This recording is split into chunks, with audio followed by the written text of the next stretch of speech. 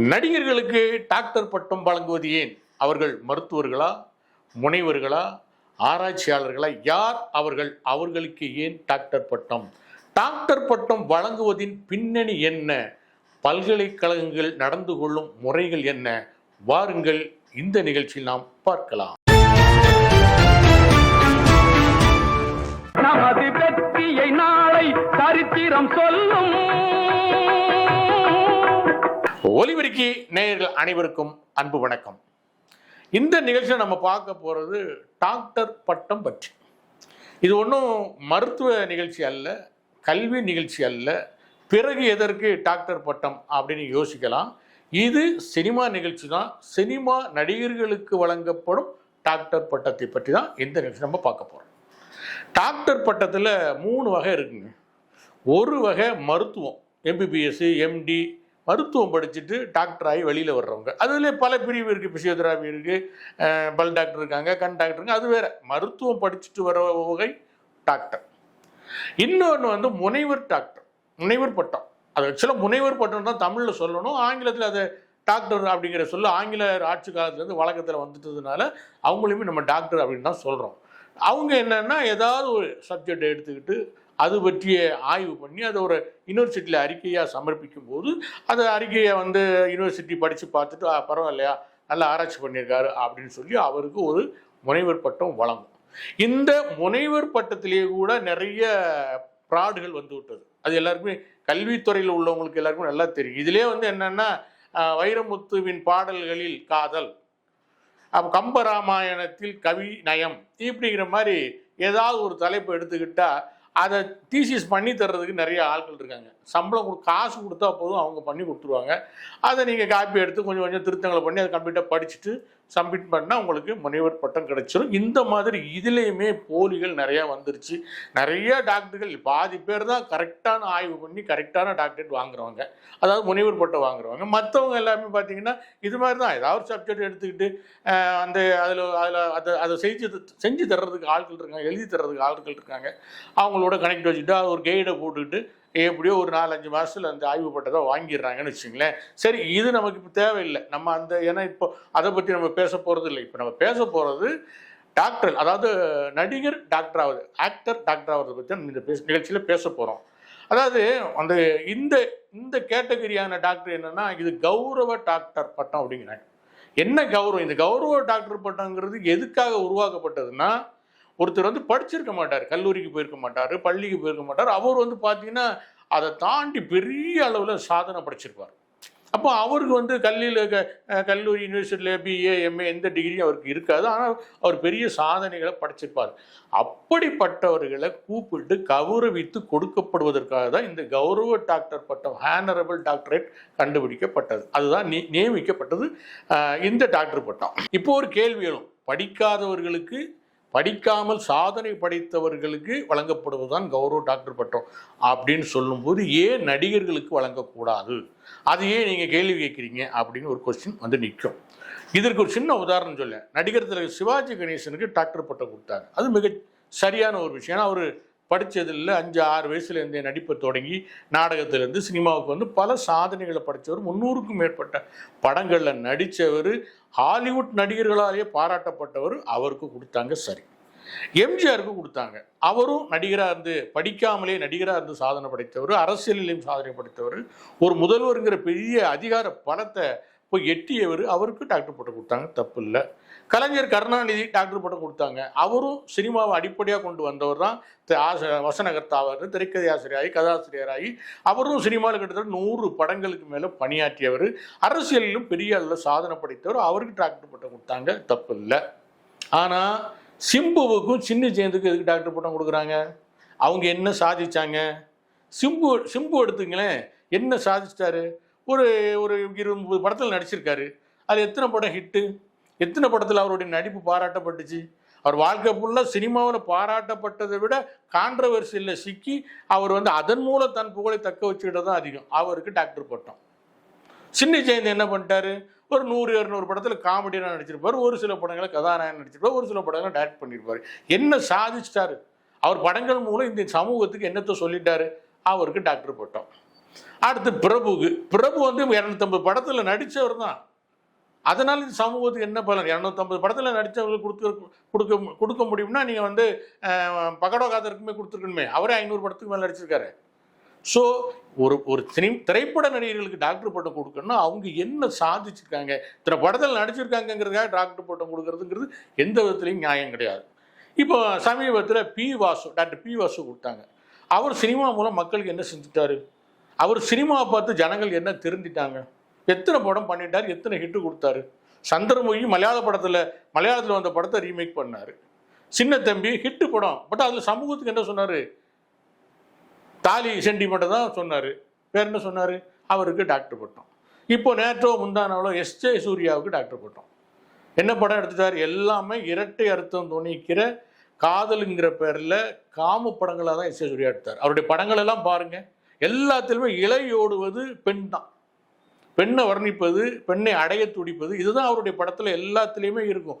வாலியாகட்டும் சரி, குஷியாகட்டும் சரி, அதுக்கு பிறகு அவர் நடித்த நியூங்கிற படமாகட்டும், எல்லா படத்துலையும் பாருங்கள் பெண்களை வந்து மட்டம் தட்டி பெண்களை எப்படியாவது அடைய நினைக்கிற ஒரு ஆணை பற்றிய படமாக தான் இருக்கே தவிர வேற ஒன்றும் இல்லை. இப்போ சிறந்த நடிகர் ஆயிருக்கார், அதில் ஒன்றும் சந்தேகம் இல்லை. அவர் டைரக்டராக பெருசாக சாதிக்கலாம், இன்னைக்கு நடிப்பில் பல்வேறு வருமானங்களை காட்டி நடிச்சுட்டு இருக்காரு. ஆனால் டாக்டர் பட்டம் கொடுக்குற அளவுக்கு அவர் என்ன சாதனை பண்ணிட்டாரு? அப்புறம் விவேக்கு கொடுத்தாங்க. விவேக் கொடுத்தாது நான் ஓரளவுக்கு ஒத்துக்குவேன். ஏன்னா அவர் நடிப்பையும் தாண்டி ஒரு பசுமை புரட்சியை நடத்த விரும்பினார். தமிழ்நாடு முழுக்க 1 லட்சம் மரக்கன்றுகளை நடணும் அப்படிங்கிற ஒரு சமூக சேவையை முன்னெடுத்தார். ஆனால் அது டாக்டர் பட்டத்துக்கு தகுதியான ஒரு செயல் இல்லைன்னா கூட கொடுக்கலாம், ஒரு சமூக சேவையாளர் அப்படிங்கிற அடிப்படையில் கொடுக்கலாம். ஆனால் அதை விட எவ்வளவோ பெரிய சமூக சேவையாளர்கள் இருக்கிறாங்க. சமீப வருடங்களாக நடிகர்களுக்கு டாக்டர் பட்டம் கொடுப்பதில் முன்னணி வைப்பது வந்து என்னன்னா 3 பல்கலைக்கழகங்கள். ஒன்று வேல்ஸ் பல்கலைக்கழகம், இன்னொன்று ஏஜிஎஸ் பல்கலைக்கழகம், இன்னொன்று எம்ஜிஆர் பல்கலைக்கழகம். இதில் ஏஜிஎஸ் பல்கலைக்கழகத்தோட உரிமையாளர் பார்த்தீங்கன்னா ஐஸ்வரி கணேஷ். இவர் எப்படி யூனிவர்சிட்டி வச்சாருன்னா அவங்க அப்பா ஐஸ்வரி வேலன். அவர் வந்து எம்ஜிஆருக்கு நெருக்கமான ஒரு நண்பராக இருந்தார், எம்ஜிஆருக்கு சகலமாக இருந்தார். அதனால் அவருக்கு அந்த கல்லூரி அமைக்க வாய்ப்பு கிடச்சிது. அப்புறம் ஏசி சண்முகம் எம்ஜிஆரோட அமைச்சரவையில் அமைச்சராக இருந்தார், எம்ஜிஆருக்கு மிக நெருக்கமானவராக இருந்தார். அதனால் அவருக்கு பல்கலைக்கழகம் வைக்கிற வாய்ப்பு அமைஞ்சது. அடுத்து பார்த்தா ஜேபிஆர் எம்ஜிஆருடைய மெய்க்காவலர் மாதிரி இருந்தவர், சட்டமன்ற உறுப்பினராக இருந்தார், வாரிய தலைவராக இருந்தார். அவருக்கு காலேஜ் வைக்க எம்ஜிஆர் அனுமதி கொடுத்தார். இவங்க எல்லாருமே எம்ஜிஆரால் கல்லூரி வழங்கப்பட்டவர்கள். அதாவது கல்வியை வந்து தனியார் மயமாக்க எம்ஜிஆர் முடிவு செய்த பிறகு அவருக்கு நெருக்கமானவர்கள்லாம் கூப்பிட்டு, இந்தா நீ ஒரு காலேஜ் வச்சுக்கோ, இந்தா நீ ஒரு காலேஜ் வச்சுக்கோ, இந்தா நீ ஒன்று வச்சுக்கோ, இந்த உனக்கு 100 ஏக்கர், இந்த உனக்கு 100 ஏக்கர், இந்த உனக்கு 100. அப்போ வெறும் காடுகளாக இருந்த இடத்த அள்ளி எம்ஜிஆர் கொடுத்தார். இன்னைக்கு அது தங்க காசு அளவுக்கு அது ஒவ்வொரு இன்ச்சும் தங்க காசு அளவுக்கு இன்னைக்கு அந்த இடங்களோட மதிப்பு உயர்ந்துருச்சு. என்றாலும் இன்னைக்கு ஆளுக்கு 100 ஏக்கர் இந்த பல்கலைக்கழகத்தை வச்சுக்கிட்டு இவங்க என்ன பண்ணணும்? கல்வி வளர்க்கணும். எம்ஜிஆர் எதுக்கு கொடுத்தாரு? அனுமதி எதுக்கு கொடுத்தாரு? இடம் எதுக்கு கொடுத்தாரு? கல்வி வளர்க்கறதுக்காக கொடுத்தாரு. அதை நீங்கள் அழகாக வளர்க்கலாம், இலவச கல்வி கொடுக்கலாம், கட்டணத்தை குறைக்கலாம், எவ்வளவோ செய்யலாம். அதை விட்டுட்டு சினிமா ஒவ்வொரு பட்டமளிப்பு விழாவின் போது சினிமா நடிகர்களை கூப்பிட்டு நீங்கள் எதுக்கு டாக்டர் பட்டம் கொடுக்குறீங்க, என்ன சாதிச்சிட்டாங்கன்னு அவங்களுக்கு டாக்டர் பட்டம் கொடுக்குறீங்க? சரி, இதோட பின்னணி என்ன? இந்த டாக்டர் பட்டம் கொடுக்குறோட பின்னணி என்னன்னு இருக்குல்ல. ஐஸ்வரி கணேஷ் வந்து வெறும் பல்கலைக்கழக வேந்தர் மட்டும் இல்லை, அவர் வந்து இப்போ வந்து ஒரு முன்னணி திரைப்பட தயாரிப்பாளர். யாருன்னு இதுவரைக்கும் 10-15 படம் எடுத்துட்டாரு. இன்னும் 10-15 படம் வரிசையில் இருக்குன்னு வச்சுக்கலாம். அவர் வந்து அதாவது யூனிவர்சிட்டி கல்வியாளர் மட்டும் இல்லை, வந்து ஒரு திரைப்பட தயாரிப்பாளராகவும் இருக்கிறார். அவர் வந்து சிம்பு வச்சு படம் எடுத்தார், அதனால சிம்புவுக்கு டாக்டர் பட்டம். ஆனால் அடுத்து யார் வச்சு படம் எடுக்க போறாரோ அவங்களுக்கு டாக்டர் பட்டம். அர்ஜுனுக்கும் கொடுத்தாங்க. அர்ஜுன் என்ன சாதனை பண்ணாருன்னு தெரியல. அவர் மேலே மீட்டூ புகார் வரைக்கும் வந்துச்சு. ஆனால் அவரை கூப்பிட்டு நீங்கள் பெரிய சாதனையாளர், நாங்கள் பிடிங்க டாக்டர் பட்டம் அப்படின்னு கொடுத்தாங்க. என்ன செஞ்சுட்டார் அவர்? இதில் என்ன உள்நோக்கம்னா, ஏசி சண்முகம் பாரதிய ஜனதாவோட ஆதரவாளர். இவர் அர்ஜுன் வந்து ஆர்எஸ்எஸ் மைண்டு உள்ள ஒரு நடிகர். ஏன்னா அவர் ஆஞ்சநேயர் கோயில் கட்டுறாரு, தீவிரமான பக்தர், கையில் இங்கேருந்து இங்கே வரைக்கும் கயிறு கட்டிருப்பார். வெளிப்படையாக தன்னை வந்து ஒரு இந்துத்துவவாதி, ஒரு ஆர்எஸ்எஸ் அப்படின்னு வெளிப்படுத்திக்க மாட்டாரே தவிர அவருடைய உள்ளார்ந்த செயல்பாடுகள் எல்லாமே அதை தான் பிரதிபலிக்கும். அதனால் அவருக்கு ஒரு டாக்டர் பட்டம். இப்படி தனக்கு வேண்டியவர்கள், நண்பர்கள் எல்லாரையும் கூப்பிட்டு இவங்க டாக்டர் பட்டம் கொடுத்துக்கிட்டே இருக்கிறாங்க. அப்புறம் வந்து சத்தியபாமா பல்கலைக்கழகத்துக்கு வருவோம். ஜேபிஆர் இன்னைக்கு பெரிய கல்வி தந்தையாக இருக்கார், கல்வி வள்ளலாக இருக்கார், நிறைய காலேஜஸ் நடத்துகிறாங்க. ஆனால் அவர் அதோடு நிறுத்தலை, தண்ணி லாரி ஓட்டுறாரு, தண்ணி மினரல் பாட்டில் இன்னைக்கு எல்லா டாஸ்மாக் கிடைக்கும் பண்ணிங்கன்னா ஜேபிஆரோட தண்ணி பாட்டில் தான் இருக்குது. ஸோ ஒரு கல்வி நிறுவனத்தை நடத்துகிறவர் அதில் கான்சன்ட்ரேட் பண்ணாமல் பல தொழில்களில் பல விஷயங்களில் முதலீடுகள் பண்ணுறாங்கன்னா அப்போ அந்த யூனிவர்சிட்டி மூலம் எவ்வளவு வருமானம் வரும் அப்படிங்கிறத நம்ம யோசிச்சு பார்க்கணும். எவ்வளோ ஒரு யூனிவர்சிட்டியில் வருமானம் வருதுன்னா இன்னொரு கல்வி நிறுவனம் அமைக்கலாம், மாணவர்களுடைய கல்வி கட்டணத்தை குறைக்கலாம், இலவச கல்வி வழங்கலாம், ஏழை மாணவர்களுக்கு இலவச கல்வி வழங்கலாம், பள்ளிக்கூடங்கள் நடத்தலாம், இலவச பள்ளிக்கூடங்கள் நடத்தலாம், கல்லூரிக்கு வர மாணவர்களுக்கு சாப்பாடு ஃப்ரீ சொல்லுங்கள். அதை விட்டுட்டு தண்ணி கேன் வியாபாரம், சினிமா பட தயாரிப்பு அப்படின்னு இன்னைக்கு சென்னையில் இருக்கிற தனியார் பல்கலைக்கழகங்களில் பெரும்பாலான பல்கலைக்கழகங்கள் வியாபாரத்தலமாக மாறிவிட்டது. அந்த வியாபார தலத்தோட ஒரு பகுதி சினிமா. அதோட அவங்களுக்கும் ஒரு என்டர்டெயின்மெண்ட், ஒரே கல்லூரிகளே சுற்றிக்கிட்டே இருக்கிறோமே, கொஞ்சம் ஒரு என்டர்டெயின்மெண்ட், வெளியில் வர்றாங்க, அது பாடல் வெளியீட்டு விழா நடக்குது, இசை வெளியீட்டு விழா நடக்குது, வெற்றி விழா நடக்குது, எல்லாம் கலந்துக்கிறாங்க, ஹோட்டலில் பார்ட்டி நடக்குது. ஸோ அவங்களுக்கு இன்னொரு வாழ்க்கை தேவைப்படுதில்ல, அதனால அவங்க சினிமா வச்சுக்கிறாங்க. ஸோ இந்த பல்கலைக்கழகங்களுடைய வேலையே இதுதான்.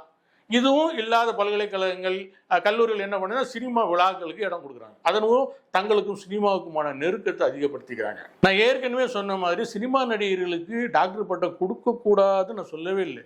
அதற்கு என்ன தகுதி வேணும், என்ன தகுதியை நிர்ணயம் பண்ணியிருக்கீங்க?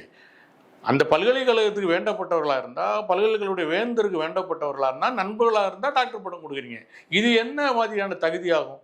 இப்போ நடிகர் சார்லி, காமெடி நடிகர் சார்லி வந்து டாக்டர் பட்டம் வாங்கியிருக்காரு. அது சரியான பட்டம். ஏன்னா அவர் இத்தனை ஆண்டுகால சினிமாவில் நகைச்சுவை நடிகர்களை பற்றி பெரிய அளவில் ஆய்வு செய்து நகைச்சுவை காட்சிகள் எப்படி ஒவ்வொரு காலகட்டத்திலையும் பரிமாணம் அடைஞ்சதுன்னு சொல்லிட்டு அதை பற்றி ஒரு நீண்ட ஆய்வு கட்டுரையாக எழுதி அதை தஞ்சை தமிழ் பல்கலைக்கழகத்தில் சமர்ப்பித்து அவர் டாக்டர் பட்டம் வாங்கினார். இது உருப்படியான டாக்டர் பட்டம், மதிப்பிற்குரிய டாக்டர் பட்டம். நீங்கள் கொடுப்பது என்ன?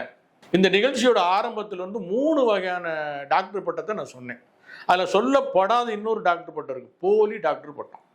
இது என்னன்னா, உலக பல்கலைக்கழகம், நாலந்தா பல்கலைக்கழகம், கனடா திறந்தவெளி பல்கலைக்கழகம், அமெரிக்கா ஓப்பன் யூனிவர்சிட்டி இப்படிங்கிற பேரில் ஏகப்பட்ட பேர் கிளம்பி வந்திருக்காங்க. கிளம்பி வந்தாங்க. அவங்க என்ன பண்ணாங்கன்னா, ஏதாவது ஒரு அவங்களுக்கு இங்கே ஏஜென்சி இருக்குது. அந்த ஏஜென்சி மூலம் யாரோ கொஞ்சம் நல்ல தொழிலதிபர், ஊறுகாய் வியாபாரி, ஒரு மசாலா பொடி வியாபாரி, அல்லது ஏதோ ஒரு இது ஆட்டோமொபைல் கடை வச்சுருக்கேன், அவன்கிட்ட போய் நீங்கள் என்னப்பா பிரமாதமாக வந்து உங்கள் வியாபாரத்தில் சாதனை படைச்சிருக்கீங்க, நீங்கள் இவ்வளோ சாதிச்சிருக்கீங்க, உங்களுக்கு நாங்கள் வந்து கனடா உலக பல்கலைக்கழகத்தின் சார்பில் ஒரு டாக்டர் பட்டம் தர்றோம், நீங்கள் வந்து அதை வாங்கிக்கிங்க, இந்த மாதிரி ஒரு நட்சத்திர ஹோட்டலில் நடத்துகிறோம், இந்த ஓய்வு பெற்று இந்த நீதிபதி வர்றாரு, அந்த நீதிபதி வர்றாரு, நீங்கள் வந்து அப்படியே அந்த பட்டத்தை வாங்கி அப்படியே உங்கள் கடையில் அப்படியே அவங்களுக்கு பின்னாடி அப்படி மாட்டி வச்சிங்கன்னா என்ன மாதிரி இருக்குது தெரியுமா, என்ன அழகாக இருக்குது தெரியுமா அப்படின்னு அவங்கள அப்படியே கவுத்துட்டு கடைசியாக சொல்லுவாங்க, ஒன்றும் வேண்டாம், என்ன விழா நடத்துறது ஏதோ 1 லட்சமோ 2 லட்சமோ உங்களால் முடிஞ்சதை கொடுங்க அப்படிம்பாங்க. ஸோ எங்களுடைய நோக்கமே அவர்கிட்ட 1 லட்சமோ 2 லட்சமோ வாங்கிட்டு டாக்டரேட்டுங்கிற பேரில் ஒரு அட்டையில் எழுதி கொடுக்குறது தான் அவங்களுடைய நோக்கமே. அந்த தொழிலதிபர் என்ன பண்ணுவார், தொழிலில் சாதனை படைச்சாச்சும் சரி, பணம் நிறையா சம்பாதிச்சும் சரி, ஆனால் ஒரு புகழ்னு ஒன்று இல்லையே.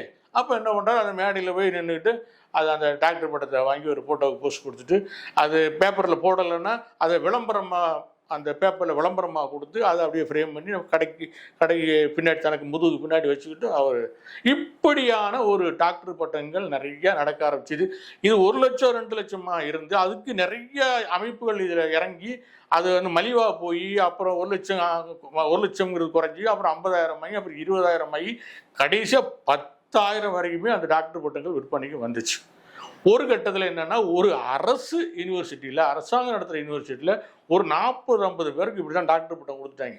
கலந்துக்கிட்டது ஒரு முன்னாள் நீதிபதி, நடந்தது ஒரு அரசு யூனிவர்சிட்டியில் 40 பேருக்கு கொடுத்தாங்க. அவ்வளோ போலின்னு அதுக்கப்புறம் கண்டுபிடிக்கப்பட்டது. அந்த போலியில் ஒருத்தராக தான் வடிவேலும் அவார்டு வாங்கினார்.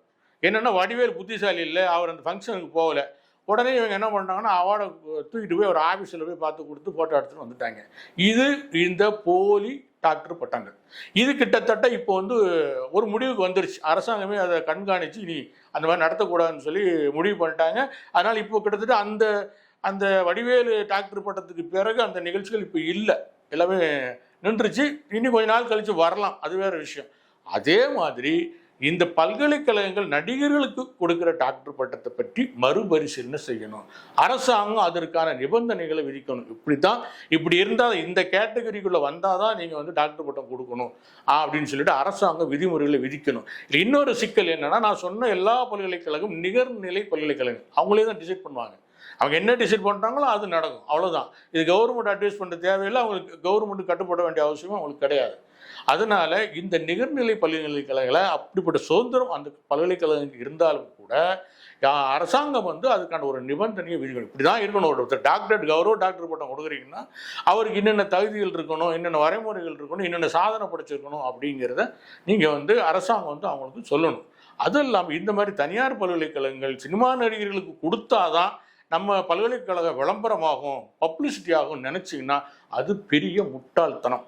இப்போல்லாம் அவ்வளோ தூரம்லாம் சினிமா நடிகர்கள் ஒரு கல்வி வளாகத்துக்குள்ள வர்றதுனாலையோ அந்த கல்வி வளாகம் வந்து நடிகர்களுக்கு விருது கொடுக்கறதுனாலே அது உயர்ந்த கல்வி நிறுவனம், சிறந்த கல்வி நிறுவனம் அப்படிங்கிற கருதுகிற மனப்பான்மைலாம் இப்போ யாருக்கும் கிடையாது. இன்றைய இளைஞர்கள் தெளிவாக இருக்கிறாங்க. உங்கள் இடத்துல வந்து படிச்சுட்டு வர்றாங்க, ஒரு இடத்துல படிச்சுட்டு வந்ததோடு வெளியில் வந்து இன்னும் அந்த படிப்போட அதிகப்படியான அறிவுகளை சேகரித்து கொண்டு தான் அவங்க வாழ்க்கையில் முன்னேறிக்கிட்டு இருக்காங்க. ஒரு அடிப்படை தேவை, அடிப்படை பிரச்சனைகள், அடிப்படை கல்வியை தான் அவங்க நிறுவனத்தில் கற்றுக்கிட்டு வெளியில் வர்றாங்க. வந்துட்டு தான் அவங்க வந்து பெரிய அளவில் அதை சாதிக்கிறாங்க. அதனால் நான் பொதுவாக எல்லா பல்கலைக்கழகங்களுக்கு வேண்டுகிறது என்னென்னா, சினிமா நடிகர்களுக்கு டாக்டர் பட்டம் கொடுக்க வேண்டாம் அப்படின்னு நான் சொல்ல மாட்டேன். தகுதியானவர்களை பார்த்து தகுதியான நபர்களுக்கு கொடுங்கள். அப்போதான் நீங்க கொடுக்குற டாக்டர் பட்டத்துக்கும் ஒரு கௌரவம் இருக்கும். விஜய்க்கும் டாக்டர் பட்டம் கொடுக்குறீங்க, அதே இடத்துல ஜென்னி ஜெயந்துக்கும் டாக்டர் பட்டம் கொடுக்குறீங்க, நாசருக்கும் டாக்டர் பட்டம் கொடுக்குறீங்க, அதே இடத்துல சிம்புவுக்கும் டாக்டர் பட்டம் கொடுக்குறீங்கன்னா அந்த டாக்டர் பட்டத்தோட தரத்தை நம்ம எப்படி முடிவு செய்கிறது? அதனால நான் சொல்லிக்கிறது என்னன்னா, டாக்டர் பட்டங்களை நண்பர்களுக்கும் வேண்டியவர்களுக்கும் அள்ளி கொடுக்காதீர்கள், தகுதியானவர்களுக்கு கொடுங்கள் என்பது எனது வேண்டுகோள். நடிகர்களே, உண்மை பேசுவோம், அதை உரக்க பேசுவோம். இந்த நிகழ்ச்சி உங்களுக்கு பிடிச்சிருந்தா லைக் பண்ணுங்க, ஷேர் பண்ணுங்க, சப்ஸ்கிரைப் பண்ணுங்க. நன்றி, வணக்கம்.